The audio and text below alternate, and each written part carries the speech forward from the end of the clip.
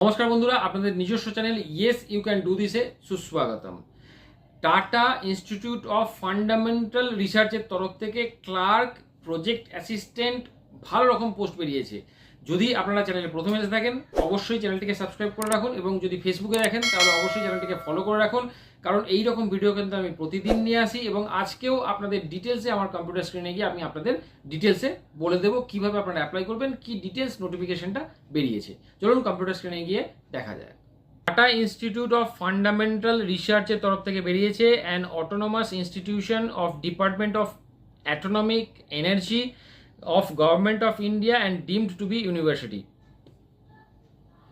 এখানে যে ওয়েবসাইটটা আছে www.tifr.res.in, অ্যাডভার্টাইজমেন্ট নাম্বারটা হচ্ছে 2026/23। এখানে যে পোস্টগুলো দেওয়া আছে দেখুন, পোস্টগুলো প্রথমেই যে ল্যাবরেটরি অ্যাসিস্ট্যান্ট হিসাবে আপনাদের একটা আনরিজার্ভ সিট ভ্যাকেন্সি আছে। এখানে আপনাদের এজ 28 বছরের নিচে হতে হবে, বেতন হবে 41,100 টাকা করে।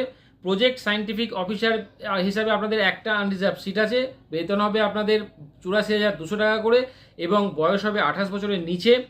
প্রজেক্ট ক্লার্ক হিসাবে একটা আনরিজার্ভ সিট আছে, এখানে আপনাদের বয়স হতে হবে 45 বছরের নিচে এবং বেতন হবে 41,100 টাকা করে।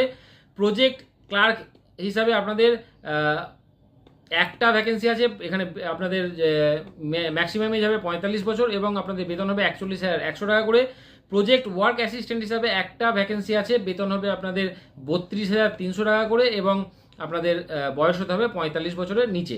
তো এই যে ভ্যাকেন্সিগুলো আছে, এখানে যদি আমি এডুকেশনাল কোয়ালিফিকেশান দেখি তাহলে প্রজেক্ট ল্যাবরেটরি অ্যাসিস্ট্যান্ট হিসাবে আপনাদের এনটিসি মানে ন্যাশনাল ট্রেড সার্টিফিকেট থাকতে হবে 60% মার্কস নিয়ে, যেটা হবে আপনাদের এয়ার কন্ডিশনিংয়ের ওপর। ওকে, এয়ার কন্ডিশনিংয়ের ওপর যদি আপনারা আইটিআই করে থাকেন, ন্যাশনাল ট্রেড সার্টিফিকেট থাকে, তাহলে কিন্তু আপনারা অ্যাপ্লাই করতে পারবেন। 1 বছরের এক্সপিরিয়েন্স থাকলে কিন্তু ওরা প্রিফারেন্স দেবে, ম্যান্ডেটারি না, ওরা প্রেফারেন্স দেবে 1 বছর যদি এক্সপিরিয়েন্স থাকে।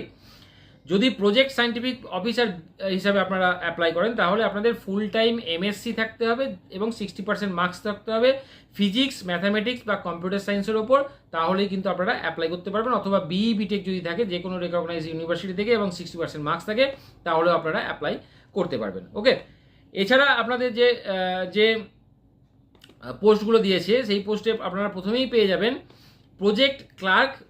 এখানে গ্র্যাজুয়েট হতে হবে যে কোনো রেকগনাইজড ইউনিভার্সিটি থেকে এবং যে কোনো স্ট্রিম থেকে, 50% মার্কস থাকতে হবে, টাইপিংয়ের স্পিড নলেজ থাকতে হবে এবং 1 বছর ক্লারিক্যাল ডিউটিস এক্সপিরিয়েন্স থাকতে হবে, তাহলেই আপনারা অ্যাপ্লাই করতে পারবেন।